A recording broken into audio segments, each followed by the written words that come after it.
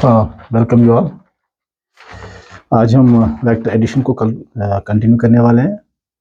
आज का लेक्चर जो होगा उसमें हम laws of vector addition discuss करने वाले हैं। वेक्टर एडिशन इसमें पहला आएगा triangular law of vectors. Triangular law of vectors, and second parallelogram law of vectors.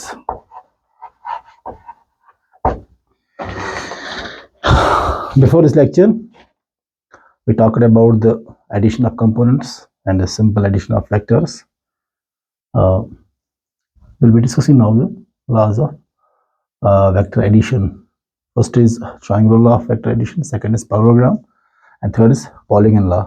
Let us discuss these two first, and then we continue with the polygon law. So when we talk about triangular law of vectors,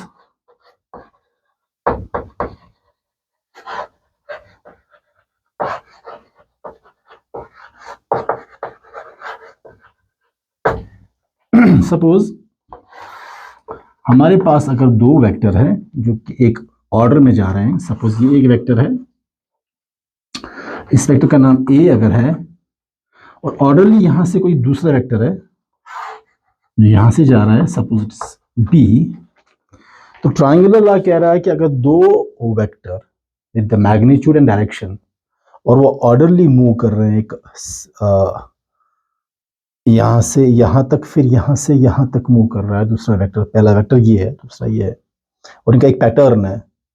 तो आप इस वाले first के tell से इस वाले second vector के head तक एक वेक्टर डाल दीजिए जो इस दो वेक्टर्स का थर्ड साइड बनेगा। यानी कि ये दो वेक्टर अगर एक ट्राइंगल के दो साइड होंगे तो ये रिजल्टेंट जो होगा ये ट्राइंगल का थर्ड साइड होगा। ट्राइंगल का थर्ड साइड का मतलब है this R will be the addition of these two vectors, यानी कि this R will be resultant of A and B, और ये आर इनका वेक्टर सम होगा। यानी कि अगर हमारे पास कोई भी दो वेक्टर जो ऑर्डर में होंगे, ऐसे इस पैटर्न में होंगे, तो हम यहां से यहां तक एक वेक्टर डाल देंगे। सपोज अगर ये P है और ये Q है तो ये P प्लस Q होगा। ये ट्राइंगल के दो साइड्स अगर बनाते हैं तो ये जो रिजल्टेंट होगा ये ट्राइंगल का तीसरा साइड बनाएगा, और ये इन दो वेक्टर्स का ऐड होगा। तो ये जो तरीका है वेक्टर एडिशन का, इसी तरीके को, इसी वे को हम ट्रायंगुलर लॉ कहते हैं। सिंपली आप याद रखेंगे, लेकिन कंडीशन यहां होनी चाहिए कि एक वेक्टर का जो हेड होगा दूसरे वेक्टर की टेल उससे शुरू होनी चाहिए। सपोज अगर आपका कोई वेक्टर ऐसे होगा और दूसरा यहां से ऐसे होगा, यहां भी यही पैटर्न, अगर आप इसको प्रोसीड करते हैं तो यहां पे यहां तक आ जाएगा। तो ऑब्वियसली अगर ये एस है, ये टी है, this becomes S plus T. तो ये ट्रायंगुलर लॉ है। असल में ये फोर्सेस होते हैं, और यहाँ आप ऐसे भी कह सकते हो, आपका पहला ट्रिप यहाँ तक था, उसके बाद आपका ट्रिप यहाँ तक था, अब ये फाइनल ट्रिप आपका हो गया शॉर्टेस्ट डिस्टेंस, इसका आप डिस्प्लेसमेंट भी कहते हैं। ये यहाँ से यहाँ तक का ट्रिप था, फिर यहाँ से यहाँ तक था, this is the shortest path because vector shows the shortest path. या it starts from the initial point without checking out the path, it reaches the final point. जो वेक्टर हम ड्रा करते हैं from initial point to final point, that gives a resultant. तो triangular law कह रहा है कि अगर आपका पैटर्न ऐसा बन रहा है कि एक ट्रायंगल के दो जो वेक्टर है, जो दो वेक्टर गिवन है, अगर वो दो साइड्स बनाते हैं तो जो रिजल्टेंट होगा तीसरा साइड होगा। लेकिन कंडीशन होगी कि इनका एक पैटर्न ऐसे होना चाहिए। आप ऐसे नहीं कह सकते, अगर एक वेक्टर ऐसा होगा दूसरा वेक्टर ऐसा होगा, यहाँ पे आप रिजल्टेंट दिस नहीं निकाल सकते। ट्रायंगुलर लॉ यहाँ पे इस्तेमाल नहीं होगा, क्योंकि यहाँ दोनों हेड आप आपस में मिल रहे हैं। अगर आपका वेक्टर यहाँ से ऐसे स्टार्ट होगा, दूसरा यहाँ की तरफ स्टार्ट हो रहा है, तो यहाँ पे दोनों की टेल मिल रही है, यहाँ भी ट्रायंगुलर लॉ नहीं चलेगा, यहाँ पे भी ट्रायंगुलर लॉ चलेगा। यहाँ चल सकता है लेकिन एक उल्टा करना है, वो अलग कंडीशन है। तो वो एक अलग कंडीशन है। लेकिन अगर हम ट्रायंगुलर लॉ की डेफिनेशन देख रहे हैं, तो अगर आपका दो वेक्टर्स जो ऑर्डर में है ए टू बी, यहाँ से यहाँ तक, फिर यहाँ से यहाँ तक, तो ये जो ट्रायंगल बनेगी एक, जो ये होगा, ये इनका रिजल्टेंट होगा। This R will be the resultant sum of A and B. तो आपके पैटर्न बहुत सारे बन सकते हैं, ये और ये, this will be the resultant, ये और ये, this will be the resultant, और ये P है, ये Q है, this will be the P plus Q। तो ये सिंपल है, ट्रायंगुलर लॉ में आप वेक्टर एडिशन कैसे देख सकते हो, आप कैलकुलेट कैसे कर सकते हो। लेकिन कंडीशन अगर क्रिएट हो जाती है कि अगर आपका ऑर्डरली नहीं है, सपोज आपके वेक्टर जो है, आपका एक वेक्टर यहाँ से जा रहा है और एक वेक्टर यहाँ से जा रहा है, दो फोर्सेस काम कर रहे हैं, यहाँ की तरफ फोर्स खींच रहा है, दूसरा यहाँ की तरफ खींच रहा है, तब ट्रायंगुलर लॉ काम नहीं करेगा। तो उसके लिए आपको पैरेललोग्राम को कंसल्ट करना पड़ेगा। या सपोज आपके दो वेक्टर्स ऐसे आ रहे हैं, दोनों के हेड मिल रहे हैं या दोनों के टेल मिल रहे हैं, तो इस सूरत में आप ट्रायंगुलर लॉ से काम नहीं ले सकते। लेकिन कुछ जगहों पे अगर ये ए है, ये बी है, हम ये भी कर सकते हैं, मैं ए ऐसे रखूंगा, इस बी को मैं नेगेटिव वेक्टर बना लूंगा, ये माइनस बी बनेगा, तब आप ट्रायंगुलर लॉ इस्तेमाल कर सकते हैं। This becomes A minus B, subtraction of vectors. यहाँ पे भी ऐसे कर सकते हैं, सपोज ये P है, ये Q है, तो आप इसको उल्टा करें, यहाँ से इक्वल मैग्नीट्यूड में अपोजिट डायरेक्शन में माइनस P डाल दीजिए, तो आप यहाँ पे ऐसे काम नहीं चलेगा। लेकिन यहाँ पे एक काम ने उल्टा किया था, यहाँ पे ऐसा ट्रायंगुलर लॉ इस्तेमाल हो गया। लेकिन यहाँ पे अगर आप माइनस भी डाल रहे हैं, तब भी आपके दो टेल मिल रहे हैं, कुछ नहीं हो सकता है। तो यहाँ इस वाले कंडीशन में हम क्या करते हैं, इस वाले कंडीशन में हम सपोज अगर आपका ऐसा कोई वेक्टर, यहाँ पे अगर आपको कहीं भी हेड दो मिल रहे हैं, सपोज ए है, ये P है, ये Q है, ये इसका रिजल्टेंट होगा P प्लस Q। या अगर ये यहाँ से वेक्टर S आ रहा है और यहाँ से ये T आ रहा है, तो आपको एक का उल्टा ले सकते हैं, T को आप सपोज माइनस टी ले लेंगे, तो आपको बनेगा S वेक्टर, T का उल्टा होगा minus T, you will get the resultant, that will be subtraction of vectors. लेकिन अगर कंडीशन ऐसे प्रिवेल हो रही होगी कि जहां पे आपके दो टेल्स मिल रहे हैं, सपोज आपके ये एक वेक्टर है सपोज ए और ये दूसरा वेक्टर है सपोज बी, यहाँ आप कैसे लिखेंगे, ये ए बी सिंबलाइजेशन है, ये फोर्सेस हो सकते हैं। जब आप फर्दर मैकेनिक्स डिस्कस करेंगे तो आपको बहुत सारी जगहों पे ऐसे फोर्स मिलेंगे जैसे काम कर रहे हैं, आपको रिजल्ट ढूंढना है। और यहाँ पे जो वेक्टर सम होगा, अब यहाँ पे जो दो वेक्टर है, अब जरूरी नहीं ऐसे ही होगा, कोई वेक्टर ऐसे होगा ए, दूसरा बी ऐसे होगा, यहाँ वेरिएशन ऑफ एंगल है, कोई ऐसा होगा तो बी इतना एंगल होगा, यहाँ पे बी होगा, ये होगा, कोई ये वेक्टर होगा, ये यहाँ से होगा बी, इतना सारा एंगल होगा। तो यहाँ पे एंगुलर वेरिएशन है ना, यहाँ पे आप थीटा आ रहा है बिटवीन द टू वेक्टर्स, तो इस कंडीशन में थीटा आ रहा है। ट्रायंगुलर लॉ में आपका थीटा नहीं आ रहा, ऑल्दो वहाँ भी हम थीटा इंट्रोड्यूस कर सकते हैं जब हम एनालिटिकल अप्रोच इस्तेमाल करके मैग्नीट्यूड ऑफ रिजल्टेंट ढूंढेंगे, तब भी आपको वहाँ पे थीटा इस्तेमाल करना है। लेकिन एज सच इतनी जगहों पे थीटा इस्तेमाल नहीं हो रहा। लेकिन यहाँ पे अगर आपका ये वेक्टर ऐसे काम कर रहा है और दूसरा वेक्टर ऐसे काम कर रहा है, इनके दरमियान एंगल है, तो आपको यहाँ पे पैरेललोग्राम लॉ इस्तेमाल करना है। ये मतलब पैरेललोग्राम लॉ,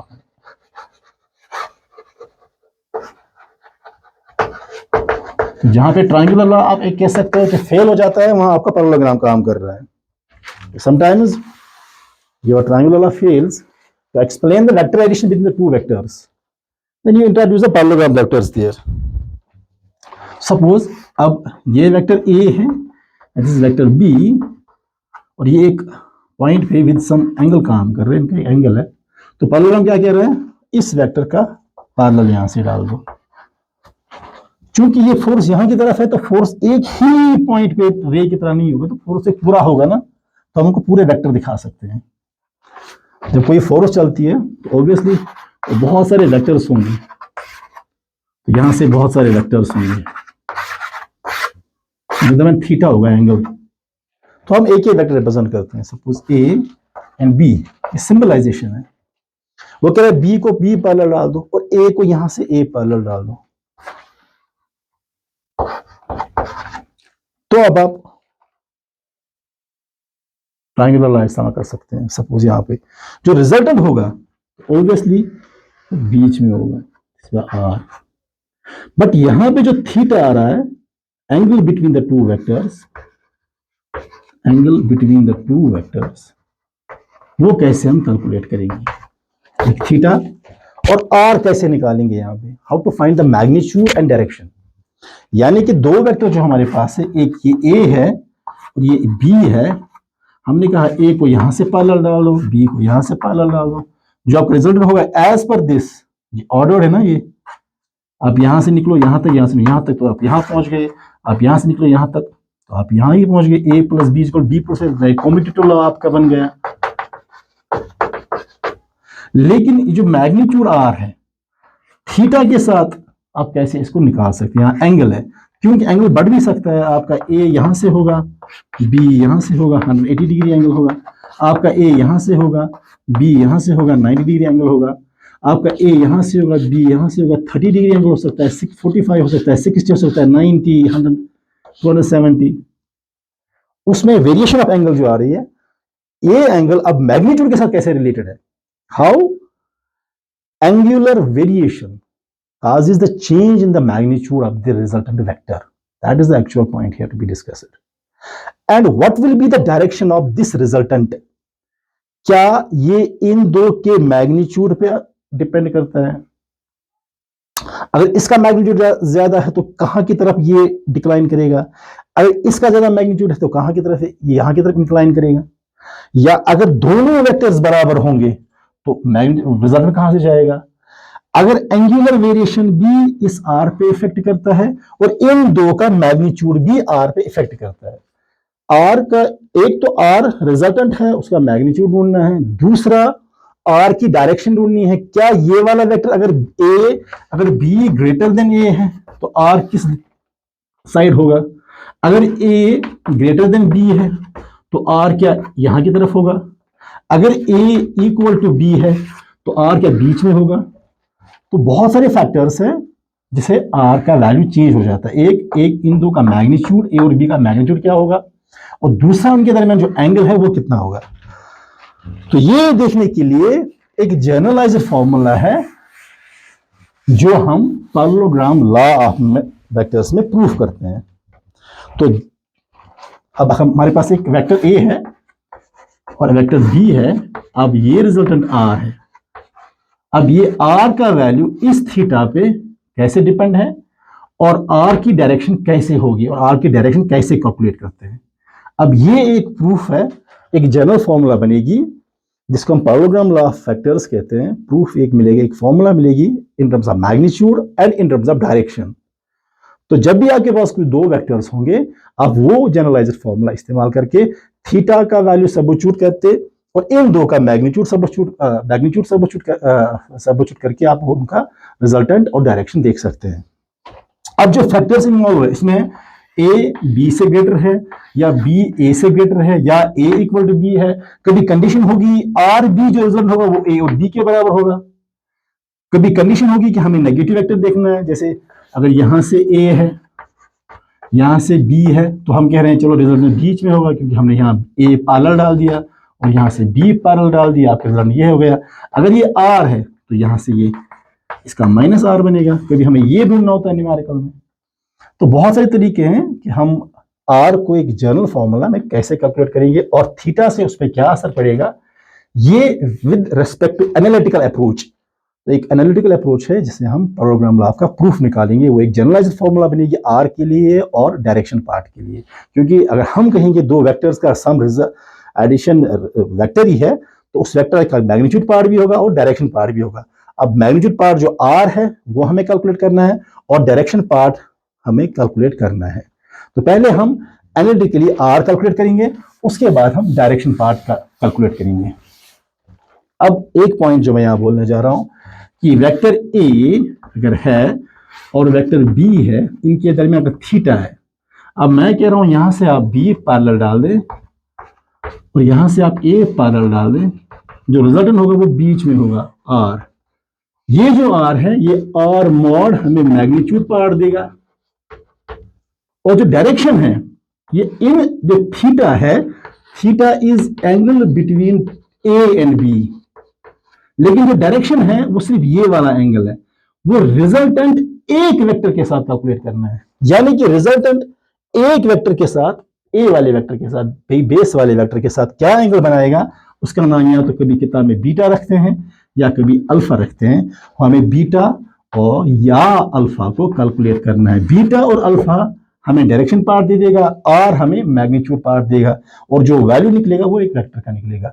यानी कि आपको गड़बड़ नहीं करना है, बीटा भी एंगल है, थीटा भी एंगल है। Theta is angle between two vectors and alpha is the direction part.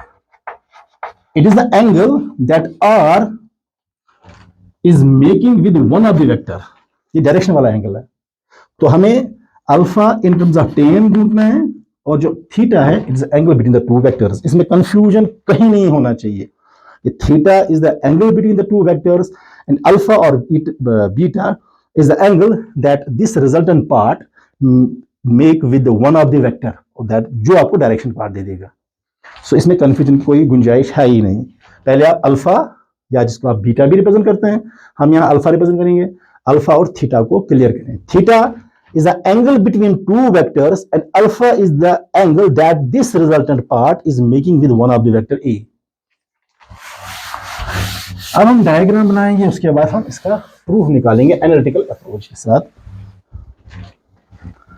Proof of parallelogram of law vectors, proof parallelogram law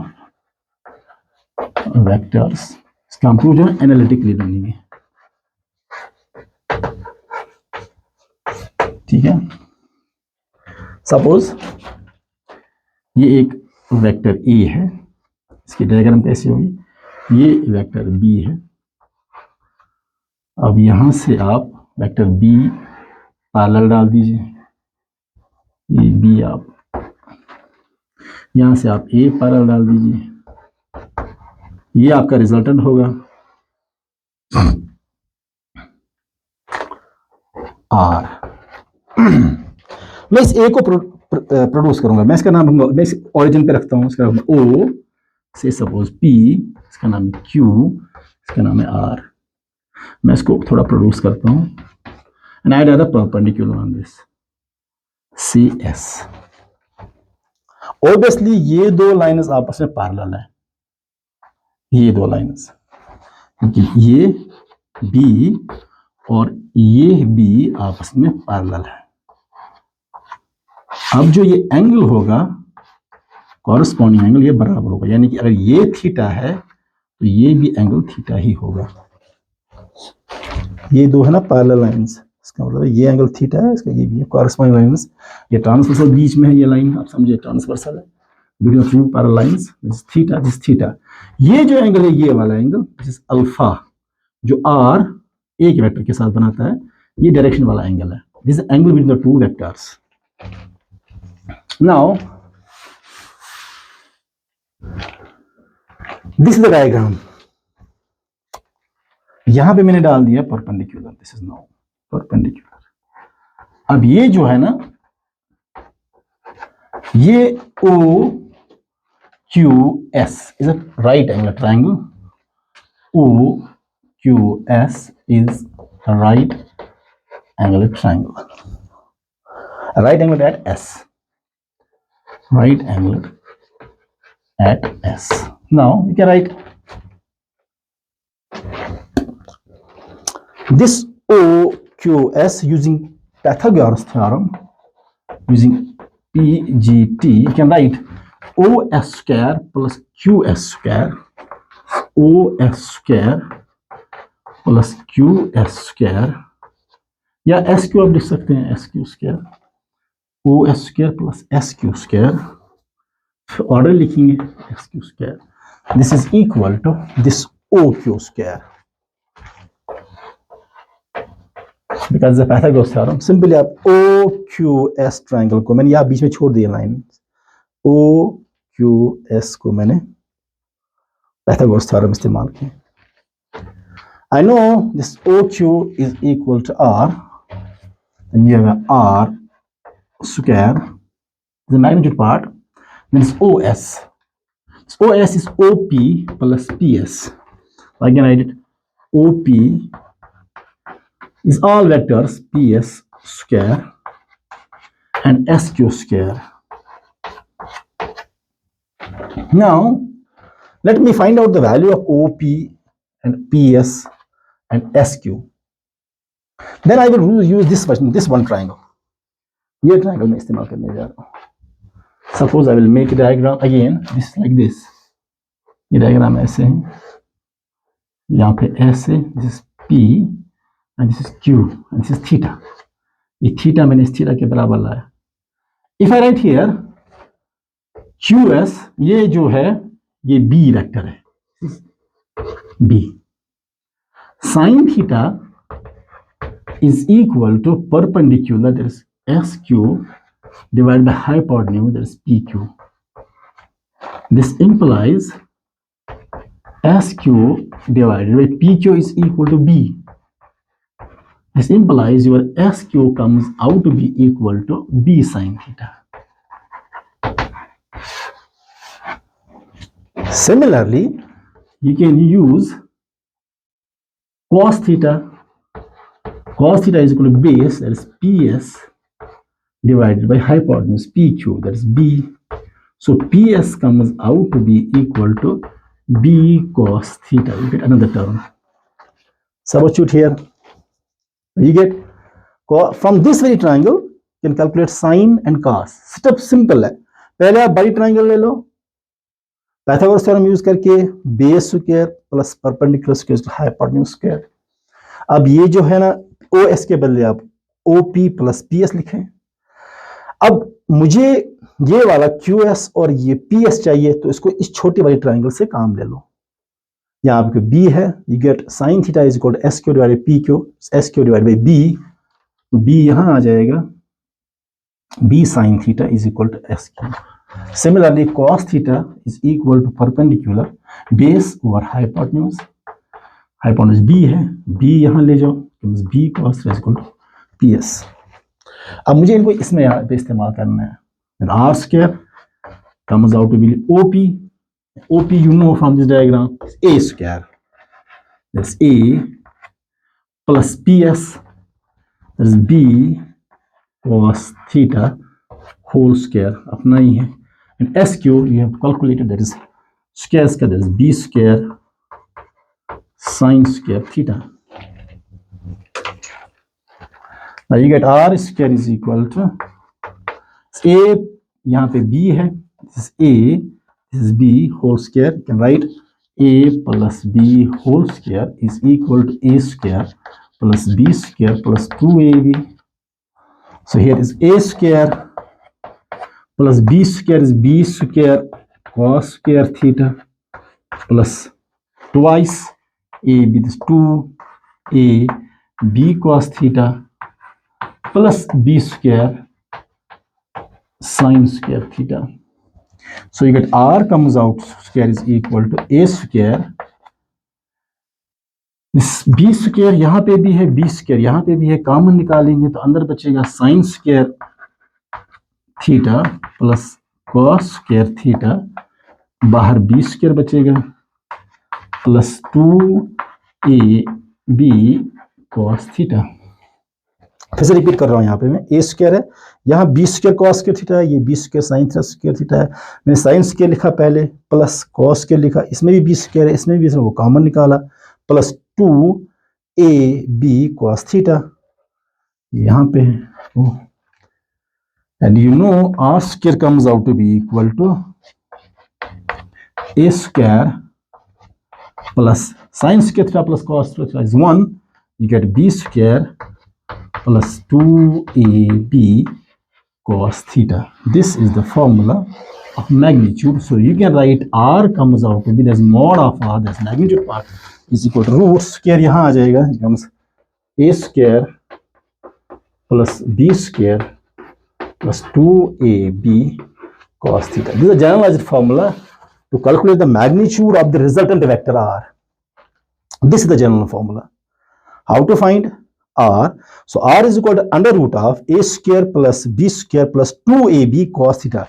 That is what I was telling you early, that this R depends on magnitude of A, magnitude of B, and the angle between the two, the cosine part of the angle, this cosine of theta between the two. यहाँ पे alpha की कोई जिक्र ही नहीं है, क्योंकि alpha अलग बात है, वो डायरेक्शन की बात है. यहाँ पे theta is varying the magnitude of R. A and B also affects the magnitude of resultant part. So the different conditions can prevail. A can be greater than B sometimes, B can be greater than A. तो condition तो vector कहाँ की तरफ decline होगा या incline होगा. So theta से क्या फर्क पड़ेगी. This is generalised formula. If you know the angle between the two vectors, this cos theta substitute करो. If you know the magnitude of these two vectors, वो सबस्टिट्यूट करो, you get the resultant.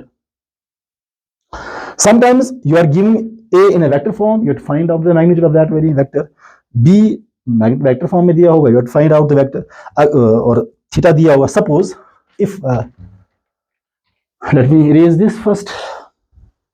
This is a parallelogram law of vectors. I hope you have put it down.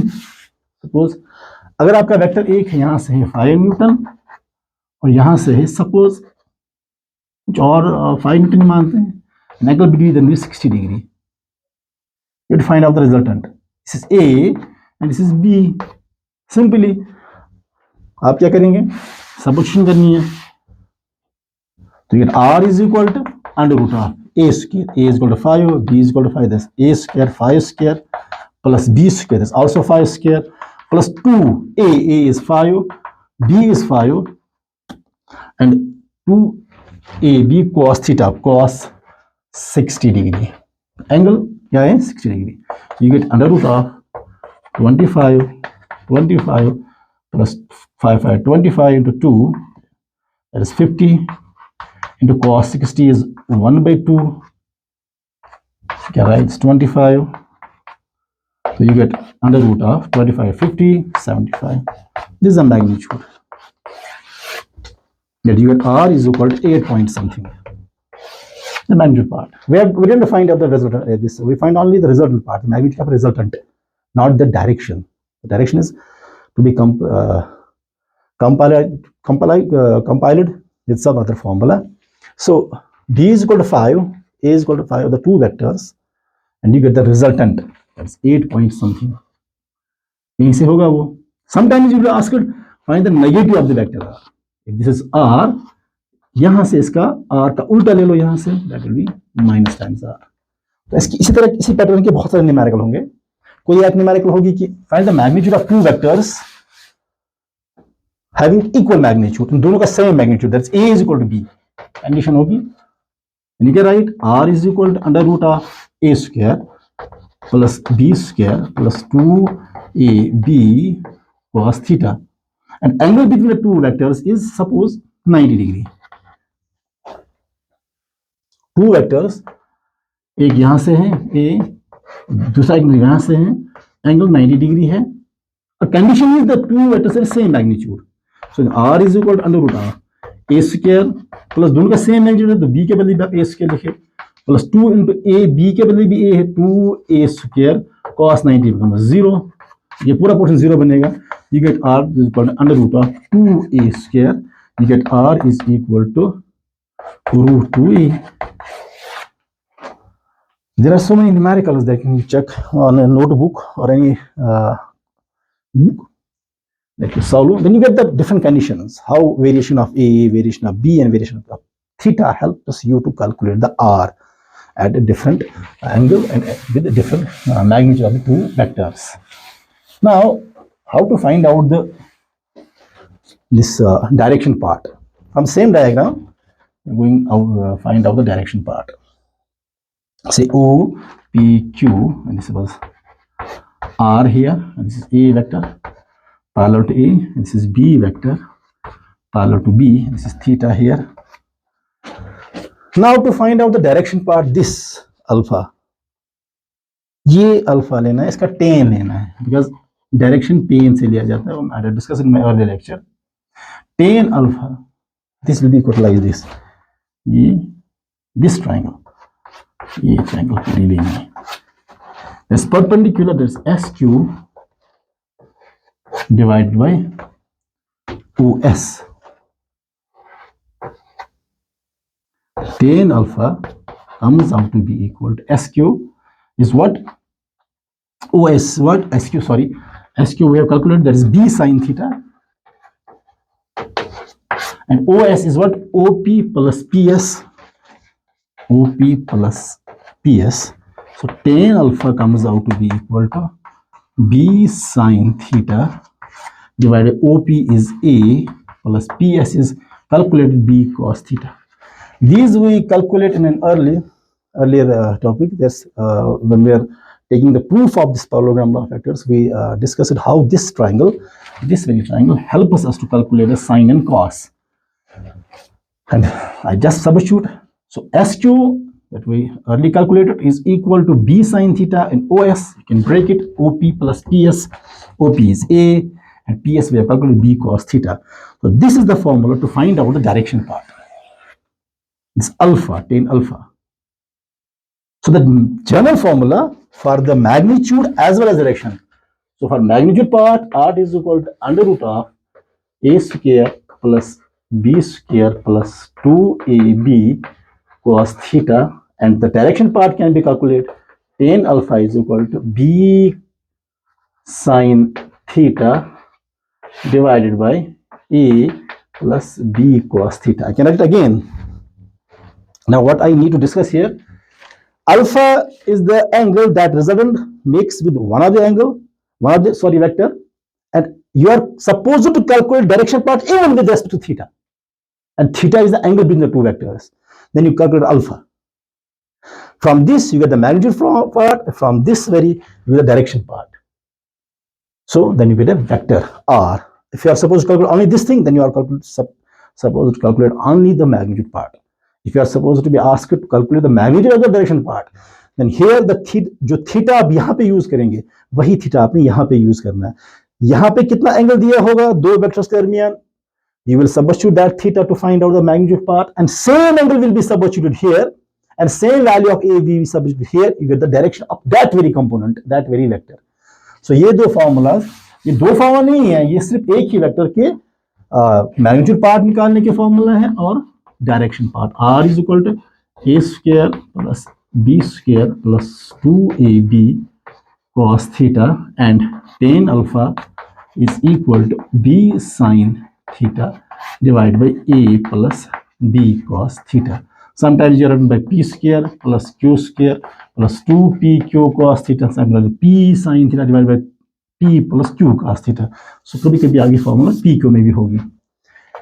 These are the two formulas to be utilized to calculate the resultant part, that is magnitude part of the resultant vector between the two vectors using the vector law of addition, that to the parallelogram law of addition, and this tan alpha is the direction part.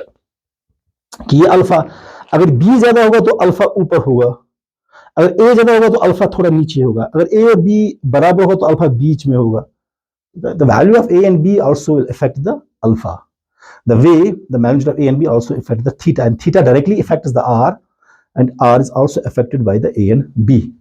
By doing different numericals, suppose if the angle between the two vectors is theta, and magnitude is, as I said in early example, 5, 5. Suppose A is equal to 5, B is equal to 5, and theta is equal to 60 degree. Find the direction and magnitude part. तो magnitude part के लिए ये formula है. You get R is equal to under root of A square, that is 5 square plus B we get the 5 square 2 5 into 5 into cos of 60 degree. So you get R is equal to under root of 25 plus 25 plus 2 into 25 cos 100 by 2 cancel. You get R is equal to 75. That is 8 point something. You can calculate what it will be. Similarly, the direction part tan alpha will be equal to B, this 5 into sine 60, that's root 3 by 2 divided by A is 5 plus B is also 5 cos 60, that is 1 by 2. On substituting the value, you get tan alpha. वो alpha आपका decide करेगा कि जो दो vectors 5 5 वाले हैं with 60 degree वो यहाँ के बीच में होगा या यहाँ की तरफ इंक्लाइंड होगा या यहाँ नीचे की तरफ होगा. तो value of alpha decide the direction part of the resultant vector and R will decide the magnitude part. तो ये था पैरेललोग्राम लॉ ऑफ वेक्टर्स और इसका analytical proof with some examples, and we'll be discussing the special cases in next lecture and with the finishing with the polygon law of vectors. Thank you very much.